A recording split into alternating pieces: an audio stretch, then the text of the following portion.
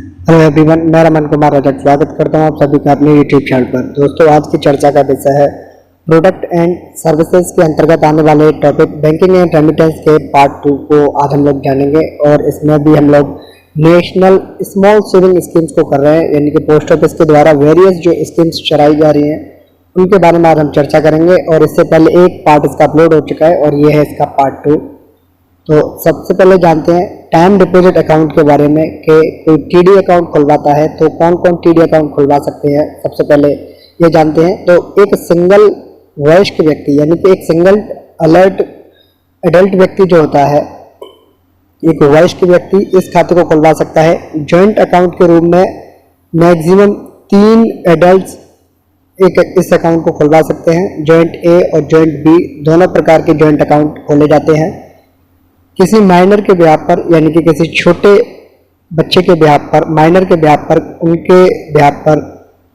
एक संरक्षक भी खाता खुलवा सकता है। और एक अनसाउंड माइंड के पर्सन का होता है उसके ब्याह पर भी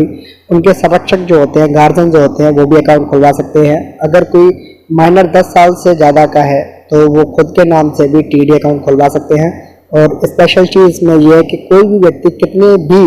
संख्या में खाते खुलवा सकता है। इसमें लिमिट्स नहीं है कि एक व्यक्ति का एक ही खाता होना चाहिए, एक व्यक्ति के एक से ज़्यादा भी टीडी अकाउंट हो सकते हैं। नेक्स्ट जानते हैं डिपॉजिट्स के बारे में। तो इस स्कीम को या टीडी अकाउंट मिनिमम 1000 रुपये से ओपन किया जाता है और 100 के मल्टीपल में इसे खोल सकते हैं। जैसे कि 1100 रुपये का टीडी अकाउंट खोला जा सकता है, लेकिन वही 1050 रुपये का टीडी अकाउंट है वो नहीं खोला जा सकता है, क्योंकि 50 के मल्टीपल में ये अकाउंट नहीं खोले जाते हैं, 100 के मल्टीपल में ही खोले जाते हैं। मैक्सिमम लिमिट नहीं है किसी भी इन्वेस्टमेंट की, यानी कि मैक्सिमम कितने भी अमाउंट तक की टीडी करवाई जा सकती है। टीडी 1 साल, 2 साल, 3 साल और 5 साल तक के लिए करवाई जा सकती है, जिसके लिए अलग अलग इंटरेस्ट रेट्स भी होती है। कोई व्यक्ति 1 साल के लिए भी टीडी करवा सकता है, अपने पैसे को 2 साल के लिए टाइम डिपॉजिट करवा सकता है, 3 साल के लिए और 5 साल के लिए भी टाइम डिपॉजिट करवा सकता है। और जैसे फेमस रूप है ना फिक्स्ड डिपॉजिट, उसी को ही हमारे यहाँ टाइम डिपॉजिट या टीडी कहते हैं। नेक्स्ट जानते हैं इंटरेस्ट के बारे में कि ब्याज किस तरीके से पे करनी होती है। तो इंडिया पोस्ट एनुअली ब्याज इस पर पे करता है, यानी कि एनुअल रूप से, वार्षिक रूप से जो ब्याज का भुगतान है वो किया जाता है। और किसी भी प्रकार की जो इंटरेस्ट है, किसी भी प्रकार की जो इंटरेस्ट है, अतिरिक्त इंटरेस्ट है, no additional interest shall be payable on the amount of interest that has become due for payment but now withdrawn by the account holder. ये भी एक फैसिलिटी इसमें है। और एनुअल इंटरेस्ट है वो क्रेडिट की जाती है अकाउंट के। अकाउंट जो होल्डर होता है, जो व्यक्ति खाता खुलवाता है, उसे अकाउंट होल्डर कहते हैं। तो एनुअल इंटरेस्ट है वो जमा की जाती है अकाउंट होल्डर के अकाउंट में बाय सबमिटिंग एप्लीकेशन। और जो 5 साल के लिए जो टीडी करवाई जाती है वो इनकम टैक्स का जो रूल है 1961 का, उसका जो सेक्शन है 80C, उसके तहत ये कुछ जो लाभ है उसके लिए क्वालिफाई भी करते हैं, जो 5 साल की टीडी होती है उसके मामले में। अब जानते हैं मैच्योरिटी के बारे में। तो जो मैच्योरिटी टाइम है, अगर कोई व्यक्ति 1 साल के लिए टीडी करवाता है तो उसका मैच्योरिटी टाइम 1 साल है, 2 साल वाले का 2 साल है, 3 साल के लिए अगर कोई टीडी करवाता है तो उसकी मैच्योरिटी टाइम 3 साल है, 5 साल के लिए अगर कोई टीडी करवाता है तो उसके लिए भी मैच्योरिटी टाइम कितना है, 5 साल है। यानी कि जो व्यक्ति जिस तरीके से टीडी लेते हैं, जितने भी समय के लिए लेते हैं, उनकी मैच्योरिटी टाइम भी उतना ही होता है। क्या किसी अकाउंट को एक्सटेंड करवाया जा सकता है, यानी कि अगर किसी ने 1 साल के लिए टीडी ली है और वो आगे से फर्दर आगे कंटिन्यू करना चाहते हैं तो क्या ऐसे कंटिन्यू किया जा सकता है? तो बिल्कुल, एक टीडी अकाउंट को आगे फर्दर एक्सटेंड किया जा सकता है, उसे कंटिन्यू किया जा सकता है। 1 साल की जो टीडी होती है वो मैच्योरिटी के 6 महीने के अंतर्गत, यानी कि मैच्योरिटी होने से 6 महीने के भीतर उसके लिए एक एप्लीकेशन देनी होती है कि इस अकाउंट को मैं एक्सटेंड करवाना चाहता हूँ। वहीं 2 साल की जो टीडी होती है उनके लिए टाइम पीरियड है 12 मंथ के बीच में, मैच्योरिटी से 12 मंथ पहले वो एप्लीकेशन दे सकते हैं। वहीं 3 साल और 5 साल की जो टीडी होती है उसके लिए मैच्योरिटी से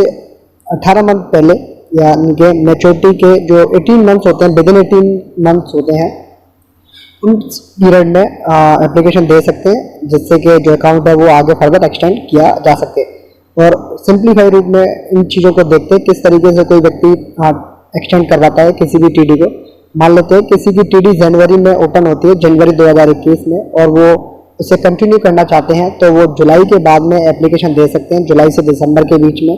जुलाई से दिसंबर 2021 के बीच में वो एप्लीकेशन दे करके अपने टीडी अकाउंट को एक्शन करवा सकते हैं। वहीं कोई व्यक्ति 2 साल के लिए टीडी लेता है, तो मान लेते हैं कि उन्होंने जनवरी 2021 में उन्होंने टीडी अकाउंट खुलवाया है, तो वो दिसंबर 2021 के बाद से, यानी कि जनवरी 2022 से लेकर के दिसंबर 2022 के बीच में, यानी कि जो 12 मंथ का पीरियड होता है उसके बीच में एप्लीकेशन देके वो फर्दर अपने अकाउंट को एक्सटेंड करवा सकते हैं। इसी तरीके से 3 और 5 साल की जो टीडी होती है उनके लिए भी मैच्योरिटी से पहले के जो 18 मंथ्स होते हैं उनके बीच में किसी भी समय एप्लीकेशन दे करके अपनी जो अकाउंट है या टीडी अकाउंट है उससे आगे फर्दर कंटिन्यू कर सकते हैं। At the time of account opening of account, depositor can submit request for extension of account from the date of maturity. Basically ये है कि अगर किसी व्यक्ति ने टीडी अकाउंट लिया हुआ है या टीडी अकाउंट के तहत टीडी स्कीम के तहत अकाउंट खुलवाया हुआ है, तो वो अपना जो खाता है उसको एक्सटेंड करवाने के लिए एप्लीकेशन भी दे सकते हैं। कौन से समय पर? खाता जब खुलवाया है उस समय पर भी दे सकते हैं। नेक्स्ट 4th पॉइंट में क्या है, टीडी अकाउंट को मैच्योरिटी के बाद में भी एक्सटेंड किया जा सकता है, लेकिन उसके लिए क्या है, उसके लिए शर्तें क्या है, तो उसके लिए संबंधित पोस्ट ऑफिस में जाना पड़ेगा, विद पासबुक के साथ में जाना पड़ेगा, और जितनी भी फॉर्मेलिटीज हैं वो करवानी होंगी, यानी कि वो पूरी करने के बाद में भी मैच्योरिटी के बाद में एप्लीकेशन देंगे। जो लोग जो एप्लीकेशन फॉर्म होता है उसको फिलअप करते हैं पोस्ट ऑफिस में, पासबुक के साथ में कस्टमर है वो जाता है या अकाउंट होल्डर है वो वहाँ पर जा करके जो भी फॉर्मेलिटीज़ हैं उनको वो पूरा करके अपने अकाउंट को फर्दर आगे वो एक्सटेंड कर सकते हैं। इंटरेस्ट रेट्स है टीडी की, वो एप्लीकेबल कब रहती है, यानी कि अगर किसी व्यक्ति ने मैच्योरिटी के बाद में अपना जो अकाउंट है वो एक्सटेंड करवाया हुआ है, तो उनके लिए जो इंटरेस्ट रेट है वो किस तरीके से पे की जाती है। तो interest rate applicable to respective TD account on the day of maturity shall be applicable to the extended period, यानी कि जितना मैच्योरिटी पीरियड था उसके बाद से लेकर के, मैच्योरिटी के बाद से लेकर के, और जितने समय के लिए उस टीडी अकाउंट को एक्सटेंड किया गया है उसके अंतर्गत जो भी उस समय जो भी टीडी की जो इंटरेस्ट रेट्स होती हैं वो फर्दर उनके अकॉर्डिंग ही उनको इंटरेस्ट है वो पे की जाती है। प्री मैच्योर क्लोजर के बारे में जानते हैं कि किस तरीके से कोई व्यक्ति अपने टीडी अकाउंट को प्री मैच्योर रूप से क्लोजर करवा सकता है, यानी कि समय से पहले, मैच्योरिटी से पहले किस तरीके से अकाउंट को क्लोज किया जा सकता है। तो no deposit shall be withdrawn from the expiry of 6 months from the date of deposit, यानी कि अगर कोई व्यक्ति जो कि 1 साल के लिए, 2 साल के लिए, 3 साल के लिए या 5 साल के लिए टीडी अकाउंट खुलवाते हैं, वो अकाउंट ओपन से लेकर के जो 6 मंथ का टाइम पीरियड होता है उस समय किसी भी कंडीशन में वो पैसा अपना नहीं ले सकते, यानी कि प्री मैच्योर क्लोजर नहीं हो सकता है। जो लोग 1 साल के लिए टीडी लेते हैं उनके लिए समय सीमा है कि वो अकाउंट को 6 महीने होने के बाद में, यानी कि 6 महीने के बाद में, जब अकाउंट ओपनिंग की डेट से 6 महीने हो जाते हैं उसके बाद से लेकर के मैच्योरिटी से पहले पहले जो 6 महीने का समय है उस बीच में प्री मैच्योर रूप से जो अपना अकाउंट है उसे क्लोज करवा सकते हैं। और उस समय जो इंटरेस्ट रेट्स होती हैं वो पोस्ट ऑफिस की जो सेविंग अकाउंट होता है, पीओएस अकाउंट होता है, पोस्ट ऑफिस का जो बचत खाते का अकाउंट होता है, उसकी जो इंटरेस्ट रेट्स हैं उनके अनुसार उनका जो पेमेंट है वो किया जाता है। अगर कोई व्यक्ति 2 साल के लिए, 3 साल के लिए और 5 साल के लिए टीडी अकाउंट खुलवाता है और उनको प्री मैच्योर क्लोजर लेना है, तो वो 1 साल के बाद में इसे प्री मैच्योर रूप से क्लोज करवा सकते हैं, यानी कि अकाउंट ओपन होने के 1 साल बाद से वो अपने अकाउंट को क्लोज करवा सकते हैं। लेकिन उनको जो इंटरेस्ट रेट्स है वो कितनी दी जाती है, तो जो टीडी की जो इंटरेस्ट रेट्स है उसका 2% कम करके, यानी कि अगर इंटरेस्ट रेट अभी 6% का चल रहा है मान लेते हैं, तो उनको दिया जाएगा 4% के अकॉर्डिंग पेमेंट दिए जाएंगे, यानी कि जो टीडी की इंटरेस्ट रेट्स है उसमें से 2% लेस करके उनका जो पेमेंट्स है वो दिया जाएगा। और बाकी का जो समय था, यानी कि जैसे कि अगर 2 साल का किसी ने टीडी अकाउंट लिया है तो वो 1 साल बाद क्लोज करवाते हैं, तो उनके लिए जो 1 साल का समय है या जो 1 साल उनकी जो कंप्लीट हो चुकी है 1 साल जो उनकी कंप्लीट हो चुकी है उनके लिए तो टीडी अकाउंट की इंटरेस्ट रेट मिलेगी, लेकिन जो फर्दर 2 से 3 महीने का जो समय बचा हुआ है जिसमें वो क्लोज करवा रहे हैं उन समय मिलेगी उनको पोस्ट ऑफिस की जो सेविंग स्कीम, पोस्ट ऑफिस का जो सेविंग अकाउंट होता है उसकी इंटरेस्ट रेट्स है वो पे की जाती है। और TD account can be close prematurely by submitting prescribe application form with passbook at concern post office, यानी कि अगर किसी को टीडी अकाउंट क्लोज करवाना है प्रीमेच्योर रूप से तो वो एक निश्चित फॉर्म में एप्लीकेशन फॉर्म को भरेंगे और पासबुक के साथ में पोस्ट ऑफिस में जाकर के क्लोज करवा सकते हैं। टीडी अकाउंट को क्लोज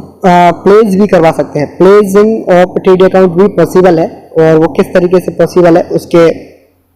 जो वेज हैं वो ये है कि एक टीडी अकाउंट को प्लेस किया जा सकता है या ट्रांसफर किया जा सकता है एज ए सिक्योरिटी। उसके लिए उनको निर्धारित जो फॉर्म है उसको भरना होगा, पोस्ट ऑफिस में जाना होगा और उनके साथ में जो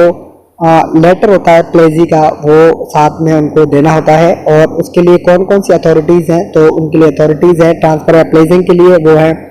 प्रेसिडेंट ऑफ इंडिया यानी कि भारत के जो राष्ट्रपति है उनके लिए प्लेज हो सकता है, और गवर्नर ऑफ स्टेट यानी कि जो राज्यपाल होते हैं राज्यों के उनके लिए प्लेज किया जा सकता है, वो भी अथॉरिटीज़ हैं। और RBI, schedule bank, cooperative societies और कोऑपरेटिव बैंक, इन सभी के लिए जो टीडी अकाउंट्स है वो प्लेज किए जा सकते हैं। अब जानते हैं मंथली इनकम स्कीम के बारे में, यानी कि एमआईएस के बारे में जानते हैं। एमआईएस को खुलवाने के लिए एक वयस्क व्यक्ति खुलवा सकता है। जॉइंट अकाउंट जॉइंट ए और बी दोनों प्रकार के खोले जा सकते हैं और मैक्सिमम 3 लोग साथ मिलके जॉइंट अकाउंट को खोल सकते हैं। कोई माइनर या जो अनसाउंड माइंड के पर्सन होते हैं उनके बिहाफ पर, जो गार्जियंस होते हैं उनके बिहाफ पर, जो संरक्षक उनके होते हैं वो अकाउंट खुलवा सकते हैं। अगर कोई 10 साल से ज़्यादा का कोई माइनर है तो वो खुद के नाम से भी एमआईएस खुलवा सकते हैं। एमआईएस मिनिमम 1000 रुपये से अकाउंट ओपन किया जाता है और 100 के मल्टीपल में एमआईएस को करवा सकते हैं। अगर कोई सिंगल व्यक्ति है या सिंगल अकाउंट है तो उनके लिए जो मैक्सिमम लिमिट है वो है 4.5 लाख यानी कि 4,50,000 रुपये की राशि तक वो सिंगल अकाउंट में जमा करवा सकते हैं। वहीं अगर अकाउंट जॉइंट अकाउंट है तो मैक्सिमम 9 लाख रुपए तक एमआईएस के तहत जमा करवाए जा सकते हैं। और जो जॉइंट अकाउंट होता है उसमें जो जॉइंट होल्डर्स होते हैं उनका जो परसेंटेज है शेयर का वो इक्वल होता है, यानी कि 9 लाख में जो जॉइंट होल्डर्स हैं 2 या 3 जितने भी जॉइंट होल्डर्स हैं उनका जो अमाउंट होगा वो अगर 2 है तो 4.5 लाख और 4.5 लाख, इस तरीके से इन्वेस्टमेंट बराबर बराबर की होगी, यानी कि इक्वल शेयर होगा उनका इन्वेस्टमेंट में। डिपॉजिट्स या शेयर हैं, deposits in all MIS account open by an individual shall not exceed 4.5 lakh, यानी कि एक व्यक्ति सिंगल अकाउंट में 4.5 लाख से यानी कि 4.5 लाख रुपए से ज़्यादा एमआईएस नहीं करवा सकता है। और अगर कोई व्यक्ति ये चाहे कि वो सिंगल अकाउंट 4.5 लाख का खुलवा सकते हैं और जॉइंट अकाउंट में वो अपना 4.5 लाख रुपए के साथ में हिस्सेदारी डाल सकते हैं या किसी के साथ मिलकर के वो जॉइंट अकाउंट खुलवा सकते हैं, तो ऐसा भी पॉसिबल नहीं है। तो एक व्यक्ति के नाम से मैक्सिमम 4.5 लाख के एमआईएस है वो करवाए जा सकते हैं। Limit for account open on behalf of minor as guardian shall be separate. तो नेक्स्ट जानते हैं इंटरेस्ट के बारे में। इंटरेस्ट रेट्स किस तरीके से हैं, तो इंटरेस्ट रेट्स उनको मंथ के अकॉर्डिंग पे की जाती है। मान लेते हैं किसी ने 1 लाख रुपए की एमआईएस करवाई है तो उनका जितना भी इंटरेस्ट बनता है वो उनको मंथली पे किया जाता है। और वो मंथली कैसे पे किया जाता है, तो मंथली उनके जो एसबी अकाउंट होता है, जो अकाउंट उनका होता है सेविंग बैंक का जो अकाउंट होता है, उनमें क्रेडिट कर दी जाती है उनकी जो मंथली इनकम होती है, यानी कि मंथली जो इंटरेस्ट निकलती है उसको वहाँ पर पे किया जाता है या क्रेडिट किया जाता है। If the interest payable every month is not claimed by the account holder such interest shall not earn by additional interest, यानी कि अगर किसी भी तरीके से इंटरेस्ट को अगर कोई व्यक्ति प्रत्येक महीने क्लेम नहीं करता है तो उन्हें आगे वो फर्दर एडिशनल इंटरेस्ट के रूप में वो नहीं ले सकते हैं। In case any excess deposit made by the depositor, the excess deposit will be refunded back and only post office saving account interest will be applicable from the date of opening of account to the date of refund। Basically ये है कि अगर कोई व्यक्ति चालाकी करके या गलती से 4.5 लाख रुपए से ज़्यादा की जो डिपॉजिट की लिमिट है उससे ज़्यादा अगर कैसे भी करके वो पैसे जमा करते हैं तो उनको जो पैसा है वो रिफंड कर दिया जाएगा। लेकिन रिफंड जब पैसा जमा किया गया था और जब रिफंड किया जाएगा उसके बीच में जितना भी समय है उसके लिए जो इंटरेस्ट रेट है वो MIS की इंटरेस्ट रेट ना दे करके उनको पोस्ट ऑफिस का जो सेविंग अकाउंट के इंटरेस्ट रेट्स है वो उनको पे की जाती हैं और उनका जो पैसा है वो उनको फर्दर रिफंड कर दिया जाता है। और जो इंटरेस्ट है वो ऑटो क्रेडिट होती है कहाँ पर, पोस्ट ऑफिस का जो सेविंग अकाउंट होता है चाहे वो सेम पोस्ट ऑफिस में हो या ECS में हो। In case of MIS account at CBS post office, monthly interest can be credited into saving account standing at any CBS post office। यानी कि अगर कोई post office CBS post office में अगर किसी ने अपना MIS अकाउंट ओपन करवाया है, कोर बैंकिंग सॉल्यूशंस वाली जो पोस्ट ऑफिस होती है जिन्हें ऑनलाइन ऑफिस कहते हैं, उनमें अगर किसी ने अपना MIS का अकाउंट खुलवाया है तो वो किसी अन्य CBS पोस्ट ऑफिस का जो सेविंग बैंक का जो अकाउंट है, सेविंग अकाउंट है, उसमें भी अपने मंथली इंटरेस्ट है उसे भी ले सकते हैं। और जो इंटरेस्ट है वो is taxable in the hand of depositor. Interest is taxable in the hand of depositor, यानी कि जो इंटरेस्ट है वो टैक्सेबल होती है अगर डिपोजिटर के लिए दी जाती है तो उस समय। प्री मैच्योर के बारे में जानते हैं कि इस अकाउंट को किस तरीके से प्री मैच्योर करवाया जा सकता है। तो अगर किसी व्यक्ति ने MIS का अकाउंट खुलवाया है तो जब से खुलवाया तब से लेकर के 1 साल तक के लिए किसी भी प्रकार से पैसा नहीं निकाला जा सकता है, यानी कि no deposit shall be withdrawn from the expiry of 1 year from the date of deposit, यानी कि जमा करने से लेकर के जो 1 साल का समय है उसके बीच में किसी भी प्रकार से पैसा है वो नहीं निकाला जा सकता है। अगर अकाउंट क्लोज करवाया जाता है 1 महीने बाद, नहीं 1 साल बाद, after 1 year and before 3 year from the date of account opening, यानी कि अगर किसी ने अकाउंट खुलवाया है, मान लेते हैं 2021 में खुलवाया है और वो 2022 से लेकर के 2025 के बीच में, 2022 से लेकर के 2024 के बीच में अगर वो अपना अकाउंट है वो अपना क्लोज करवाना चाहते हैं प्री मैच्योर रूप से, तो उनको क्या करना होगा कि जो 2% का डिडक्शन है, और deduction equal to 2% from the principal will be deducted and remaining account will be paid, यानी कि उनको इंटरेस्ट में किसी भी प्रकार का कटौती वो नहीं की जाएगी, लेकिन जो प्रिंसिपल अमाउंट है यानी कि जितने अमाउंट से MIS करवाया था उसका जो 2% है वो उनको as a deduction post office को देना होगा, और 2% के अलावा जितना भी अमाउंट डिपोजिटर का बनता है या अकाउंट होल्डर का बनता है वो उनको फर्दर दे दिया जाएगा। अगर कोई 3 साल के बाद में और 5 साल से पहले, यानी कि अकाउंट 3 साल के बाद में बंद किया जाए और 5 साल से पहले बंद किया जाए, यानी कि मान लेते हैं अगर किसी ने अकाउंट 2021 में खुलवाया है तो वो 2024 से लेकर के 2026 के बीच में अगर अपना अकाउंट क्लोज करवाते हैं तो उनको 1% उनको अपने अमाउंट में से, यानी कि जो उनका मूल अमाउंट था जितने का MIS करवाया था उसका 1% उनको पोस्ट ऑफिस को देना होगा, और बाकी जो पेमेंट है वो अकाउंट होल्डर को दे दिया जाएगा। और अकाउंट को किस तरीके से प्री मैच्योर करवा सकते हैं, तो उसके लिए एक निश्चित फॉर्म है उसको भरना होगा और पोस्ट ऑफिस की पासबुक है वो वहां पर देनी होगी संबंधित पोस्ट ऑफिस में। मैच्योरिटी के बारे में जानते हैं तो account may be close on expiry of 5 years from the date of opening by submitting prescribed application form with passbook at concern post office, यानी कि अकाउंट को 5 साल के बाद में बंद करवाया जा सकता है। किस तरीके से, जो निश्चित फॉर्म है उसको भरना है, पासबुक को पोस्ट ऑफिस में देना है और संबंधित पोस्ट ऑफिस में इन सारी चीज़ों को देकर के 5 साल के बाद में वो दे सकते हैं, यानी कि मैच्योर करवा सकते हैं।